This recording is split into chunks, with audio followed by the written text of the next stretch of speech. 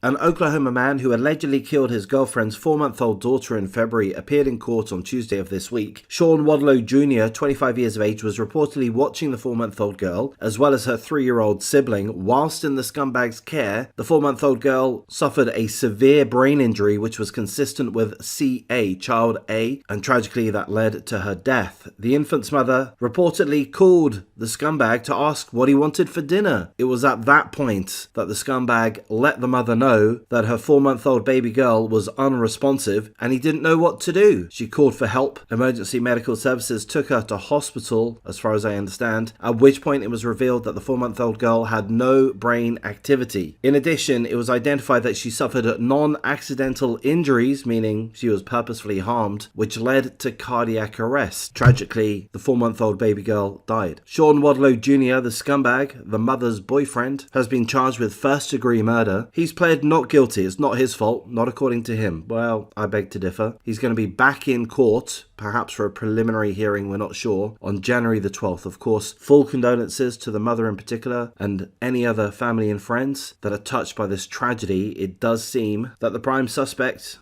Sean Wadlow Jr., in my estimation at least, is likely guilty of having physically abused his girlfriend's 4-month-old daughter to the point that she was declared brain dead, no brain activity, and she had a range of non-accidental injuries which led to cardiac arrest and ultimately her death. Sean Wadlow Jr. does deserve his day in court, his day on trial, unless of course he pleads guilty from the outset, which he has chosen not to do at this point. He's chosen to plead not guilty. Perhaps that will change. I hope that it does. I hope that there's ample evidence, which I imagine that there will be in due course, enough to convince this scumbag to plead guilty, to save the mother, to save the family of a drawn out, protracted trial. But I guess that's perhaps unlikely to happen. This guy is cowardly enough, seemingly, to beat a 4-month-old girl to death. He'll be cowardly enough to claim not guilty for the rest of his life, perhaps. But either way, I hope that justice is served, that the guilty party is sentenced to life in prison or decades in prison, given the death penalty if that's an option, and I hope that they face the wrath of God at a certain point. I'm going to wrap things up at this point. If you appreciate the coverage, please do like, comment, subscribe, share the video as you see fit. If you're in a position to consider joining my memberships, please do. It's okay if you don't. I'll thank you for your time and take care.